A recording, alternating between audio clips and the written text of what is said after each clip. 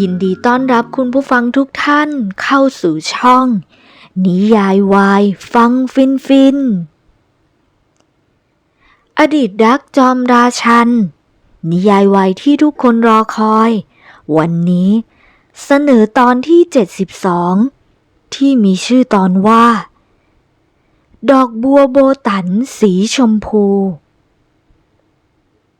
โปรดติดตามรับฟังเจ้าอินกับท่านจอมทัพได้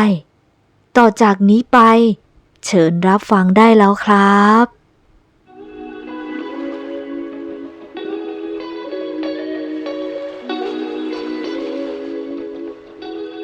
ท่านพี่วรมันท่านพี่เสียงของคนตัวเล็กพร่ำเพ้อระเมอออกมาจากริมฝีปากเรียวบางในขณะที่หลับอยู่ในภวังค์แห่งฝันน้ำเสียงหวานใสช่างสุขล้ำที่ได้ยินคำพูดสะบดบ่นถึงชื่อนี้แต่ในขณะเดียวกันก็กลับเจ็บจี๊ดเข้ามาในห้วงหัวใจความรู้สึกผิดที่ไม่ได้ดูแลร่างบางเล็กให้ดีปล่อยให้สิ่งอื่นใดมาอยู่เหนือกว่าความรักและคนรักที่อยู่ข้างกายเด็กหนุ่มคนนี้ยอมเก็บกักความชอกช้ำเอาไว้ในใจแต่เพียงผู้เดียวเสียสละความรู้สึกและน้ำตาของตัวเองไปแล้วมากมายเท่าไหร่เพื่อคนอย่างราชันวรมันผู้ยิ่งใหญ่มีใครที่อดทนรอคนรักมานานได้ถึง200 ปีโดยที่ไม่รู้สึกโกรธเคืองใดๆเฝ้ารอคอยด้วยความรักและความคิดถึงแล้วยอมให้กกกอดทันทีที่ผมแสดงท่าทีว่าต้องการหรือปรารถนาในร่างกายของเจ้าตัวเล็กเจ้าอินของพี่ต่อไปนี้พี่จะรักเจ้าเพียงคนเดียวและยกย่องให้เกียรติอยู่ในสถานะเมียของพี่แต่เพียงผู้เดียวผมโอบรัดร่างบางเข้ามาอยู่ในอ้อมแขนจนแทบจะหายจมเข้าไปในอกก่อนจะปักริมฝีปากหยักลงไปที่แก้มนิ่มจนจมเขี้ยวหนึ่งฟอดใหญ่ยังอดใจไม่ไหวเสียงของเด็กตัวเล็กอยู่ในลำคอแต่ก็ไม่สามารถลืมตาตื่นหรือขยับตัวหนีไปไหนได้ในที่สุดก็พลอยหลับไป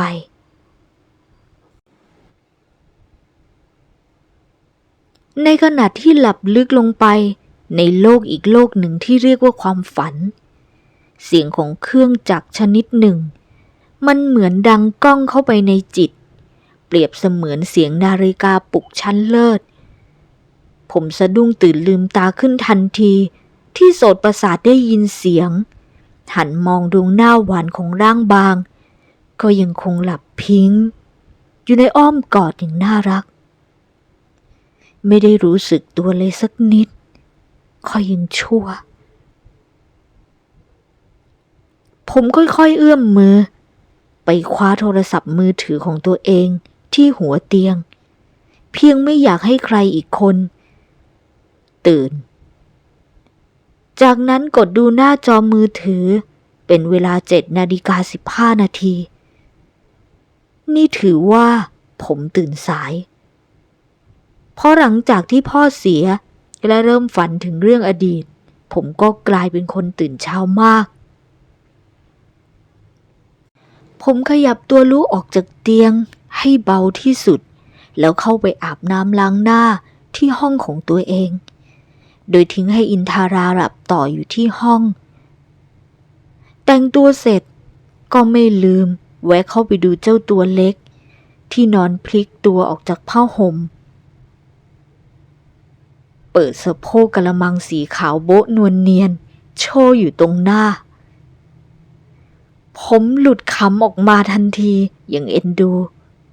เจ้าตัวเล็กของพี่ไม่รู้ว่าจะผิดบาปมากไหม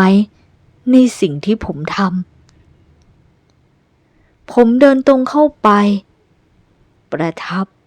ริมฝีปากบนแก้มนุ่มๆอย่างอดใจไม่อยู่แถมสูดดมมันเข้าไปจนเต็มปอดก่อนจะลุกขึ้นยืนห่มผ้าให้แล้วเดินออกมาทันที ก่อนที่มันจะเลยเถิดไปมากกว่านี้ผมตัดสินใจทิ้งร่างบางให้นอนตัวกลมอยู่บนที่นอนแล้วก็เดินออกมาจากห้องของสมาชิกใหม่ของบ้านที่ตอนนี้กลายเป็นคนโปรดของทุกคนไปเป็นที่เรียบร้อยแล้วเพราะความน่ารักสดใสและความซุกซนเป็นที่หนึ่งของเจ้าม้าพยุทธ์ตัวแสบที่แสบจนได้เรื่องทุกครั้งไป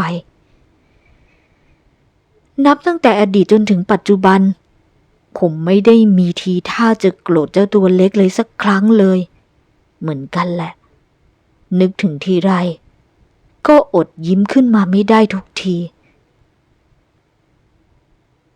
เป็นอะไรยิ้มน้อยยิ้มใหญ่เสียงทุ้มต่ำของพี่ชายที่เพิ่งเดินออกมาจากห้องนอนด้วยความบังเอิญแท้ๆนึกว่าจะไม่มีใครเห็นตอนที่ผมเดินออกมาจากห้องของอินทาราแล้วเชียวเพิ่งตื่นแล้วครับพี่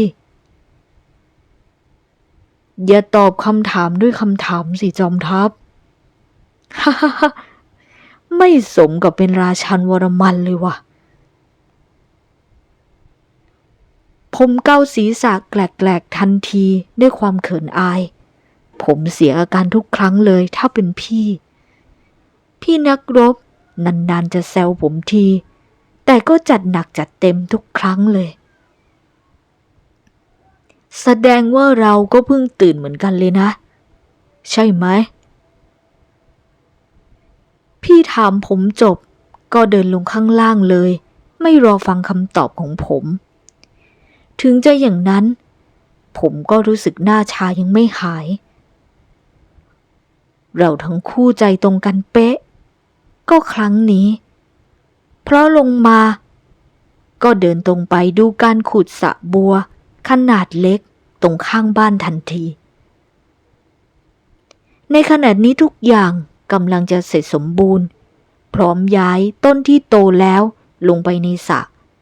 ส่วนเมล็ดพันธุ์ที่เพาะใหม่คงต้องรออีก 2-3 วันรู้ทั้งรู้ว่าเมล็ดบัวจะงอกเป็นใบเล็กๆออกมาภายใน7 วันแต่ผมก็เปิดดูมันทุกวันอย่างใจจดใจจ่อและวันนี้ก็เช่นกัน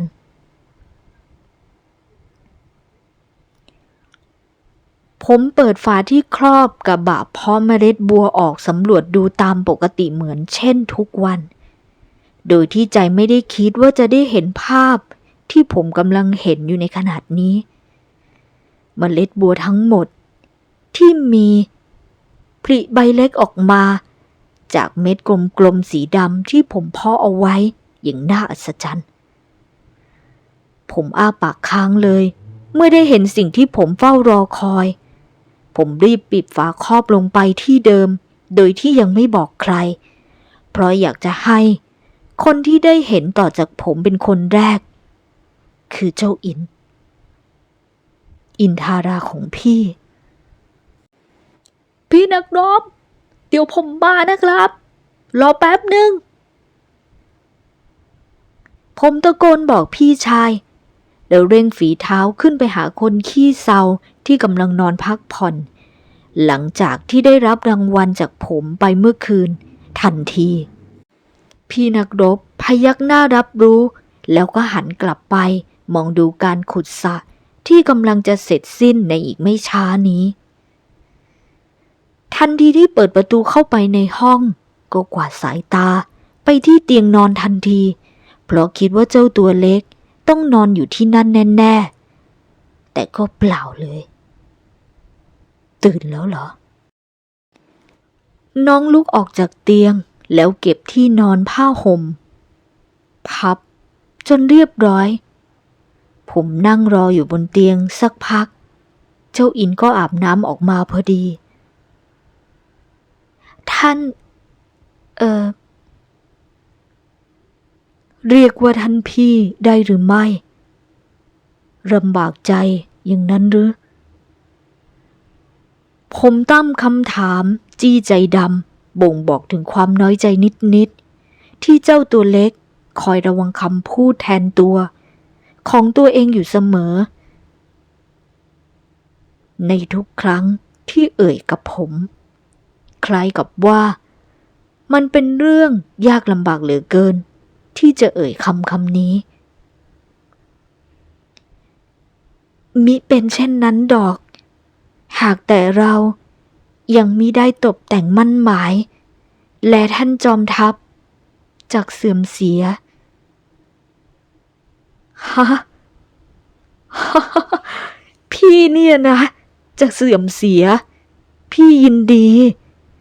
หากมีผู้ใดคอรหาพี่กับเจ้าอินทาราผมยิ้มกลิ่มให้กับคนร่างเล็กอย่างภูมิใจก่อนจะพุ่งริมฝีปากโน้มตัวเข้าไปจุมพิษเจ้าอินอย่างรวดเร็วให้เขาไม่ทันได้ตั้งตัวและรอยจูบนั้นก็เนิ่นนานจนกว่าคนอย่างผมจะพอใจจะไม่ให้ผมนึกเอ็นดูได้ยังไงกันล่ะเจ้าอินนะเจ้าอินของพี่กลัวว่าคนอย่างไอ้จอมทัพเนี่ยนะจะเสื่อมเสียตัวเองจะเสื่อมเสียละสิไม่ว่าจนกว่าจะได้ตกแต่งกันพี่จะอดทนรอฟังคำนั้นก่อนก็ได้ตกแต่งมั่นหมายอย่างนั้นเหรอ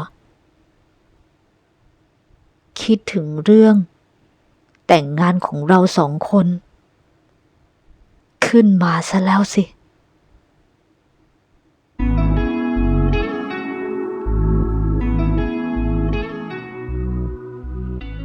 จบลงไปแล้วนะครับความหวานละมุนละไม